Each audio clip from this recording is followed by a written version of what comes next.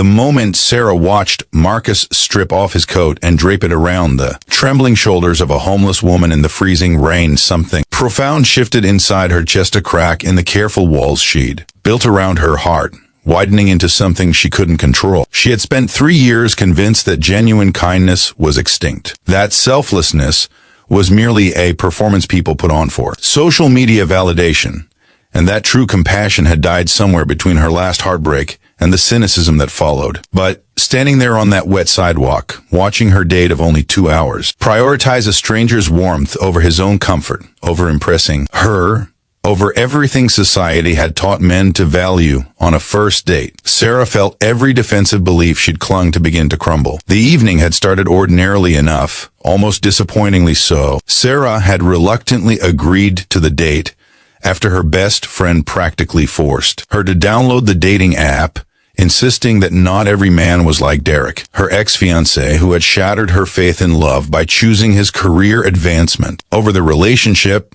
leaving her 3 weeks before their wedding. Marcus seemed nice in his profile, a social worker with kind eyes and a genuine smile that didn't look practiced or filtered into oblivion. Their initial conversation at the small Italian restaurant had been pleasant, safe, comfortable in the way that promised neither sparks nor disappointment. He asked thoughtful questions about her work as an elementary school teacher, listened when she spoke instead of just waiting for his turn to talk, and laughed at her jokes in a way that seemed authentic rather than obligatory. Still, Sarah kept her guard firmly in place, analyzing every word and gesture for signs of the inevitable letdown she'd come to expect from dating. If you believe in the power of kindness, in the beauty of selfless acts that restore our faith in humanity, please take a moment to like this video, leave a comment sharing your thoughts, share this story with someone who needs to hear it, and subscribe to our channel for more stories that remind us why love and compassion still matter in this world. They had decided to walk to a nearby coffee shop for dessert when the sky opened up without warning, releasing sheets of cold November rain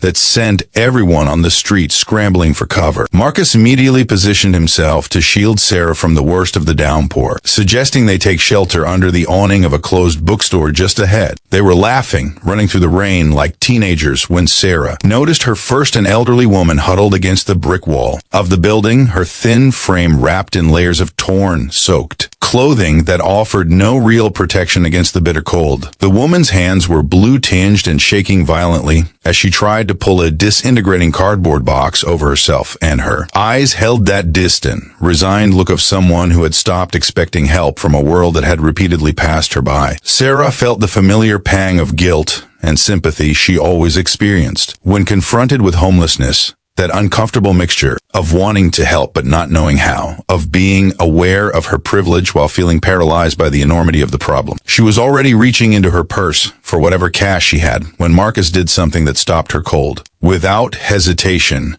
without even a moment of deliberation or a glance at Sarah to gauge her reaction, he walked directly to the woman, shrugged off his expensive wool coat, the one he'd probably chosen carefully for their date, the one that clearly cost more than Sarah's monthly car payment, and gently placed it around the woman's shoulders. The simplicity of the gesture, the absolute lack of performance in it, struck Sarah like a physical blow. There were no cameras around, no audience to applaud his charity, no social media opportunity to document his good deed for likes and shares. Marcus knelt down to the woman's level, speaking to her with the same respect and warmth he'd shown Sarah all evening, treating her not as a problem to be solved or an uncomfortable situation to be quickly resolved, but as a human being worthy of dignity and attention. Sarah couldn't hear their conversation over the rain, but she watched as the elderly woman's expression transformed from wariness to surprise to something that looked heartbreakingly close to hope. Marcus was getting completely drenched, his nice shirt plastered to his skin, his carefully styled hair now a dripping mess. And he didn't seem to care at all. When he returned to Sarah under the awning, he was shivering, arms wrapped around himself, but smiling as if nothing unusual had happened. Sarah stared at him, speechless, her throat tight, with an emotion she couldn't quite name. He noticed her expression and looked suddenly self-conscious, running a hand through his wet hair in an endearingly awkward gesture. He explained, almost apologetically, that he'd given the woman his card for the shelter where he worked, that they had emergency beds available tonight, and that he'd already sent a text to his colleague to expect her. He mentioned that her name was Dorothy, that she'd been a teacher too before life had taken some hard turns, and that she'd reminded him of his grandmother, who'd passed away last year. The way Marcus humanized Dorothy in that moment, the way he'd learned her name and her story in those brief minutes, the way he connected her to someone he'd loved it, revealed something fundamental about who he was as a person. This wasn't a random act of kindness performed to impress anyone. This was simply how Marcus moved through the world. Sarah realized she was crying, tears mixing with the rain on her face. And when Marcus noticed, his expression filled with concern. He asked if she was okay, if something had upset her, his genuine worry for her well-being, even in this moment, only making her cry harder. Sarah found herself trying to explain through tears what she could barely articulate to herself, that she'd spent years believing people like him didn't exist anymore, that she'd become so hardened by disappointment and betrayal that she'd forgotten what real goodness looked like, that watching him give away. His coat had somehow given her back something she'd lost without even realizing it was gone. She told him about Derek, about the wedding that never happened, about how she'd built walls so high around her heart that she'd forgotten what it felt like to let someone in. Marcus listened without judgment, without trying to fix her or dismiss her pain, just present and accepting in a way that felt revolutionary. He told her gently that he understood pain, that his own journey had been marked by loss and difficulty, that his work with homeless populations had taught him that everyone was fighting battles invisible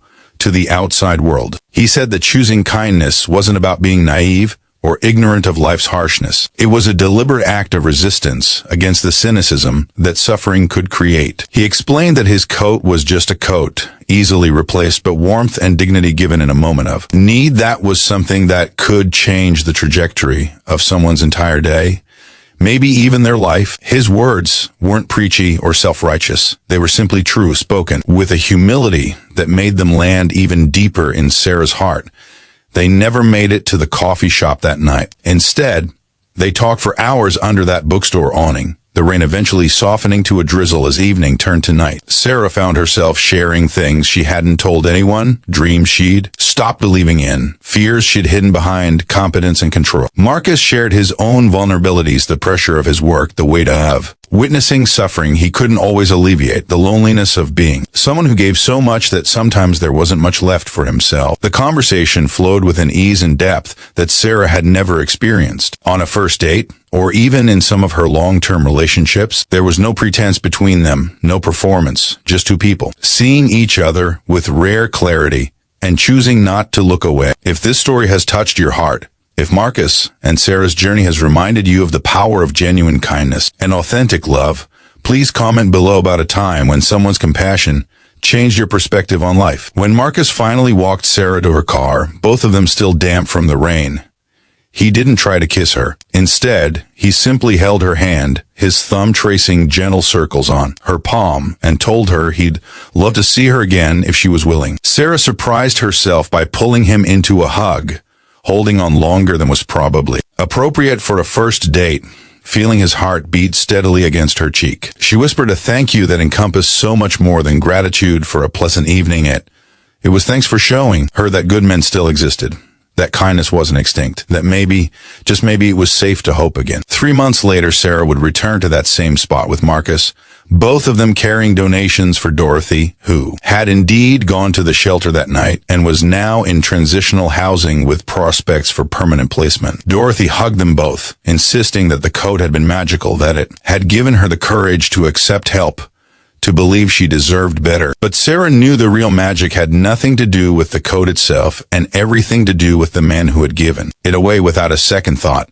who had chosen compassion over comfort, dignity over impression, love over fear. As Sarah watched Marcus joke with Dorothy, seeing the same warmth and respect he'd shown that rainy November night, she realized she'd been wrong about so many things. Love wasn't dead. She'd just been looking for it in all the wrong places, expecting it to arrive with fanfare and guarantee, rather than in quiet moments of profound humanity. Real love, she understood now, looked like someone giving their coat to a stranger in the rain. It looked like seeing suffering and choosing action over apathy. It looked like Marcus, with his kind eyes and generous heart, who had somehow made her believe in second chances, in new beginnings, in the possibility that maybe the best love story of her life had started the moment she stopped expecting one.